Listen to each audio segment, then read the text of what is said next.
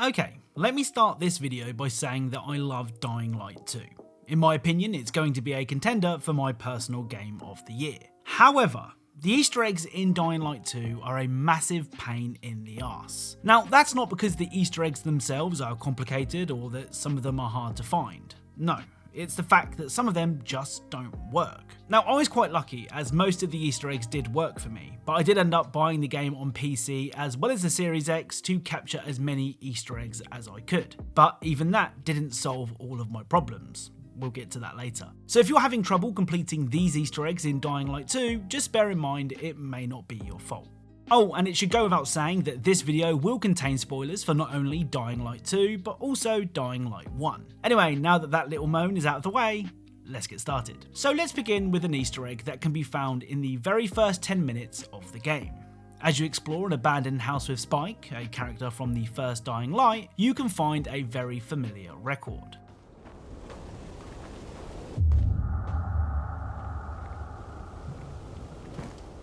Who do you voodoo? Sounds familiar. So the song, Who Do You Voodoo, is the same song that was used in the opening cutscene of Dead Island, another zombie game developed by Techland. Hide your kids, grab your wife, better get out of sight. Voodoo, you voodoo, bitch. Let's go. Another callback to a past Techland game can also be found at the same house. If you wait long enough inside of the house, Spike will eventually do this.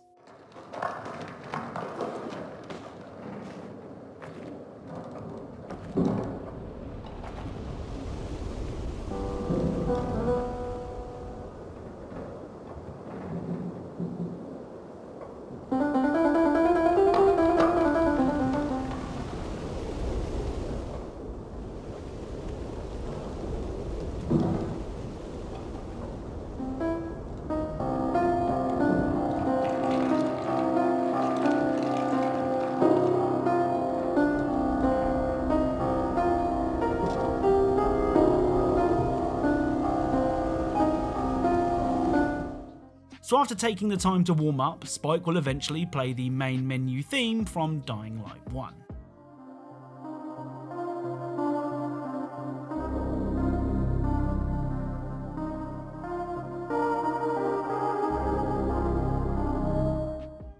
It's a great Easter egg. The final Easter egg that can be found in the prologue can be seen after leaving the house. As you scale the cliffside, if you look off into the distance, you can see this.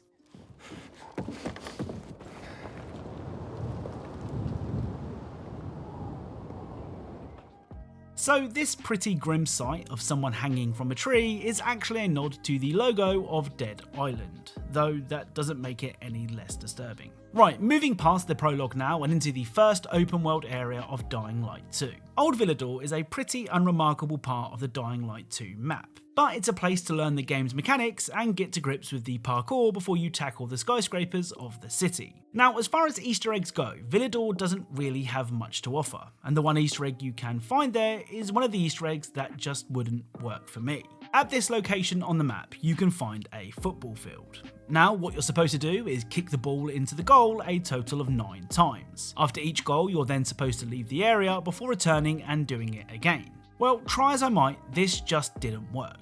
No matter what I did, where I scored from, or how much of the game I'd completed, the Easter egg would not trigger. Luckily, friend of the channel Garbit came to the rescue and sent me over this Easter egg, so make sure to check his channel out for more Dying Light 2 Easter eggs. I'll leave a link in the description. Anyway, if you score 9 goals, this is what should happen.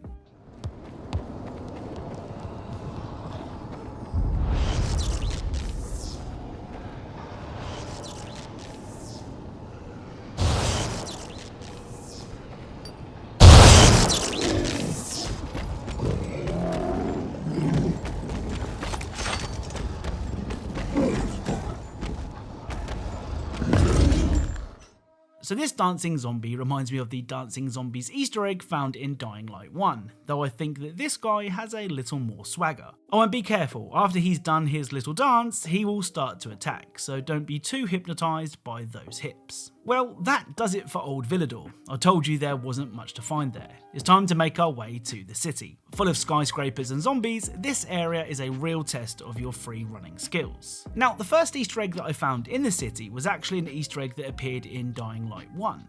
When exploring the Peacekeeper's base, you can find this.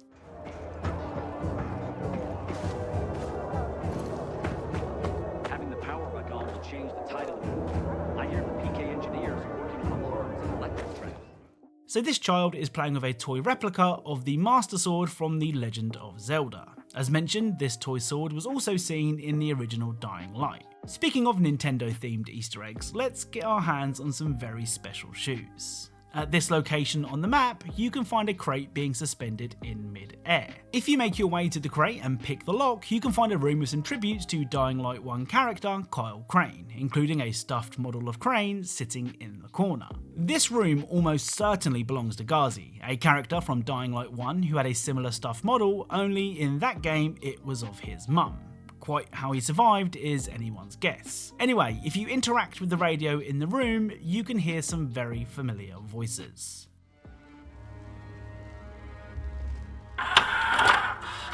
Raheem! Crane, I didn't think I'd make it, so I armed the bombs. They'll blow in less than 5 minutes. Oh shit, kid, you're bleeding. Huh? Oh, I cut myself. It's nothing. Fuck, just plant the bombs.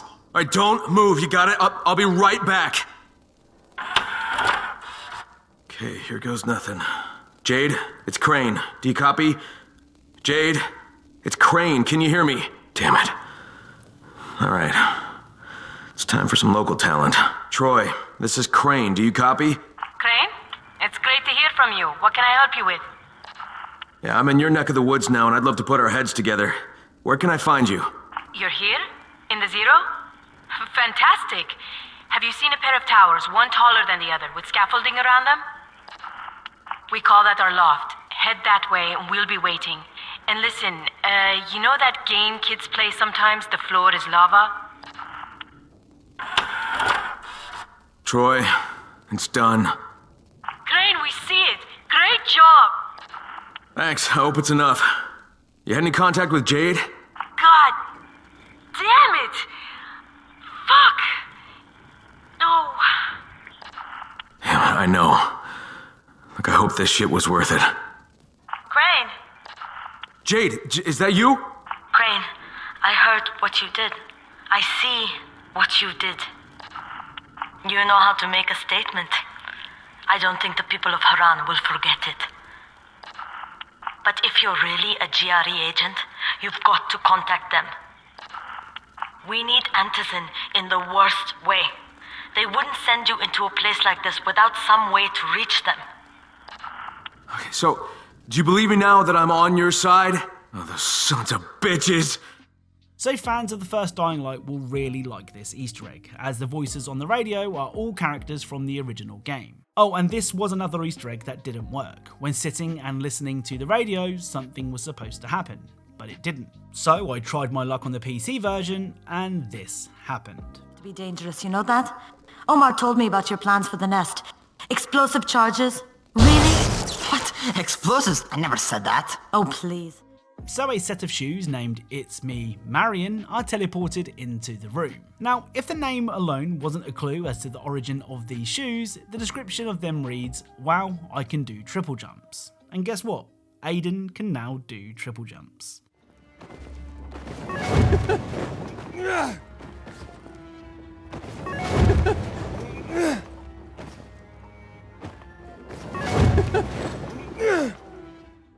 So it's kind of weird how the camera goes third person, but your character model doesn't have a head.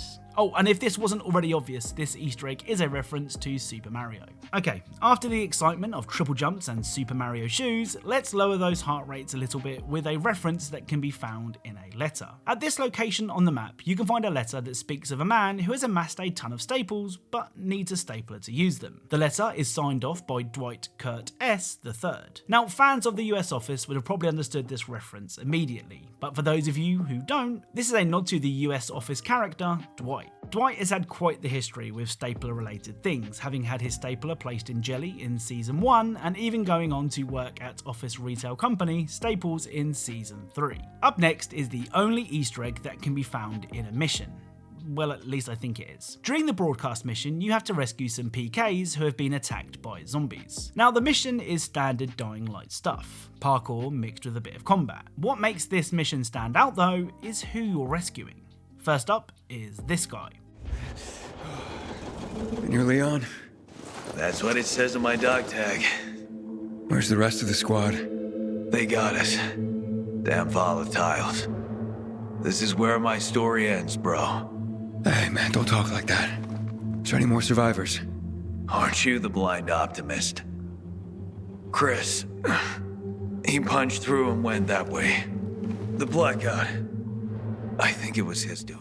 So Leon is in a bad way, though his hair is still in immaculate condition. This is actually a reference to Leon Kennedy from the Resident Evil series. Now I know what you're thinking, just because his name is Leon and he has the hair of a Backstreet Boy, that doesn't mean it's Leon Kennedy. Well, Leon did speak of a friend called Chris, who punched through. Well, if we enter the next room, we can find Chris, and after making quick work of him, we can retrieve his dog tag. The name on the dog tag? Why, it's Chris Redfield, another character from the Resident Evil games. Chris is probably best known for punching a boulder into submission in Resident Evil 5, hence Leon's punching through comment. So we've already had quite a few references to Dying Light 1 in this video, and it turns out there is one more. At this location on the map, which is best reached by jumping off the VNC building, you can find a very mysterious man. Hi, Aiden.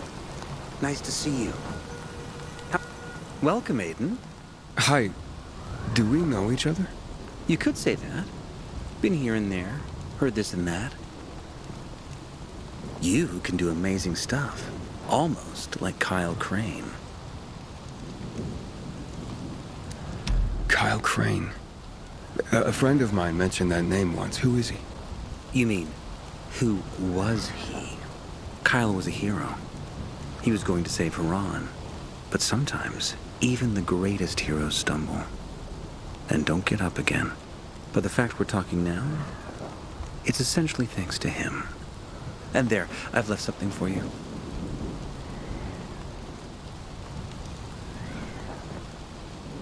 And how did that get... Wait, what the... So this mysterious figure calls himself the Liquidator.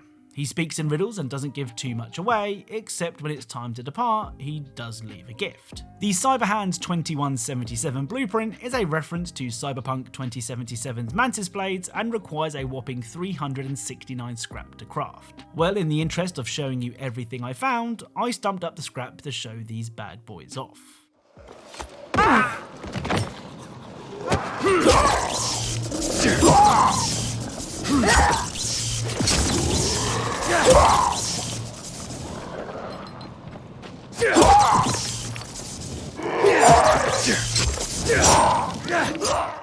So the Cyberhands don't offer a huge amount of damage, but they shock on every hit, giving you ample time to chop down anything in your path. It's worth mentioning that these blueprints can be crafted again, so even if they break, if you really must use the Cyberhands again, you can. Oh, and I've seen several reports that this Easter egg is also buggy and doesn't show up for everyone, so this must be one that I got lucky with. So one of my favourite Easter eggs in Dying Light 1 could be found in the following DLC, where a couple of devs voice chickens in a scene as funny as it sounds. Mr. Doctor. Doctor. Hello, mister! Wow, hello! What you got inside? Yes, hello!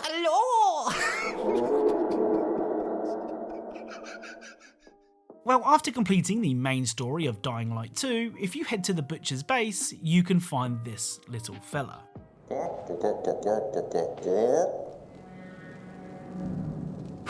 You talk?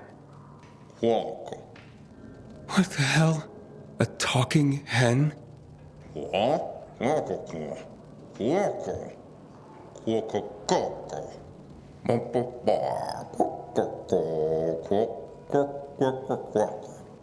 It does sound simple enough.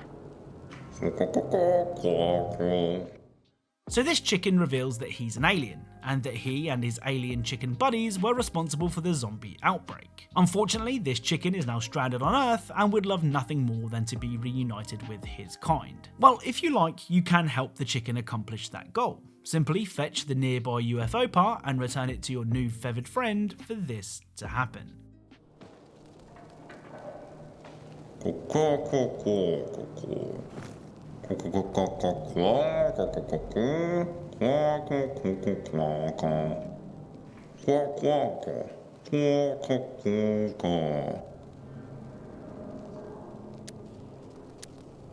I still have a lot to do here. Maybe this will make your Federation change their opinion about us humans?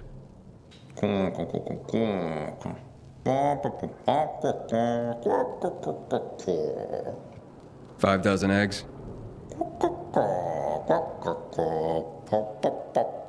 Until we do not meet again.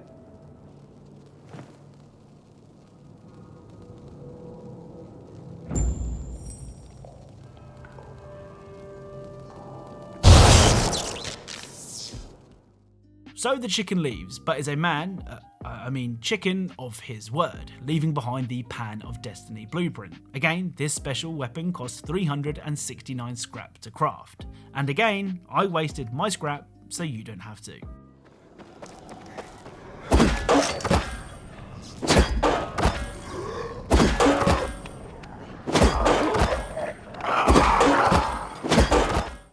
So the Pan of Destiny is a throwable weapon that acts much in the same way as a boomerang. It does very little damage, but if you're persistent, you can take down zombies with it. Next up is an Easter egg that fans of a certain 80s movie trilogy will very much appreciate. If you head to this location on the map and connect the power, you can turn the radio on located at the top of the church.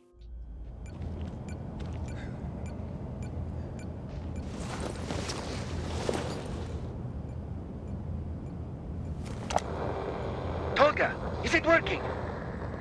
It is. Be quiet, I'm transmitting. Liquidator, come in. Liquidator, come in. Give me that. You don't know how to do it. You have to hold the button while you speak. Back off. I'm holding it, aren't I? Do I look like that monkey, Kyle? I know how it works, Fatin. Liquidator, come in. And nothing. Ha! Got to hold the button.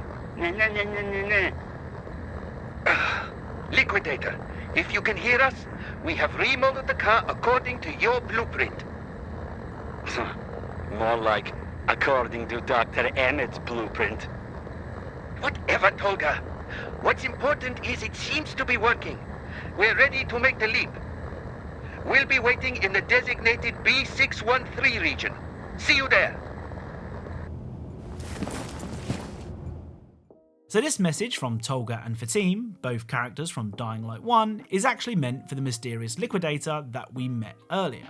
It seems that the two were trying to create some sort of machine copied from Dr. Emmett's blueprint, Dr. Emmett being Emmett Brown from the Back to the Future films. After listening to the message, you can find a hoverboard, also from the Back to the Future films, sitting in the corner. Well, when you try picking it up, this happens.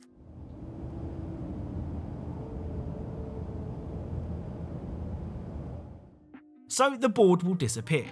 Now it's time to enter detective mode as you track down the footprints that somehow have been left behind by a hoverboard. Don't ask. Eventually the trail will lead you to a car where you can find this.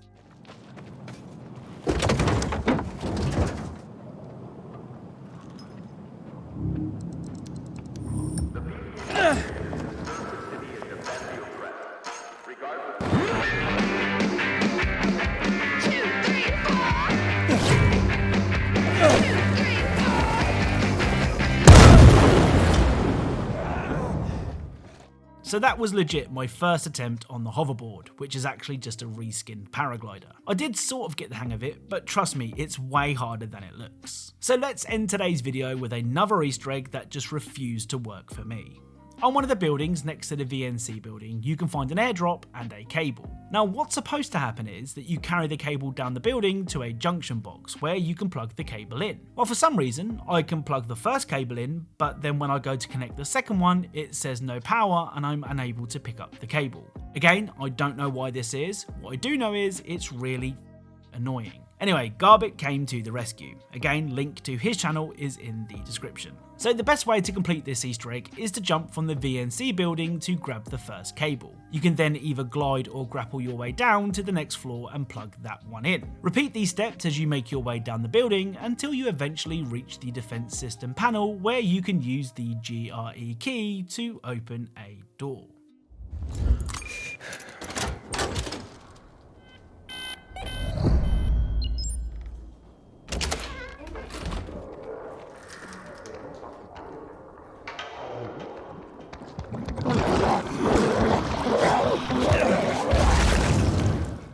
So inside the room, ignoring the exploding zombie, are posters of previous Techland games. As you make your way further into the room, you can find a note from Techland themselves, thanking you for playing Dying Light 2. If you want to read it, then pause the video now. You can also take a seat in the room, and if you wait long enough, this will happen.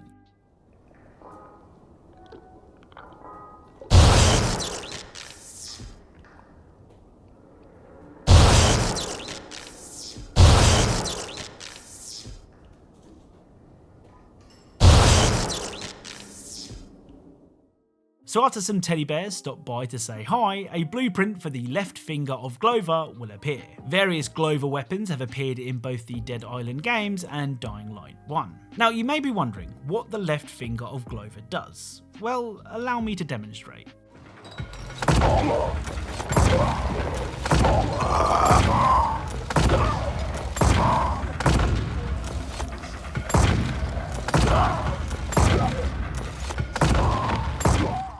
So Techland said that Dying Light 2 would have no guns, and I suppose they were right, as I don't think that finger guns actually count as guns. Oh, and if you leave this room and go back and turn the radio on, a charm will appear that gives any weapon 500 durability. You can simply unequip and re-equip the charm, meaning a weapon never has to break again.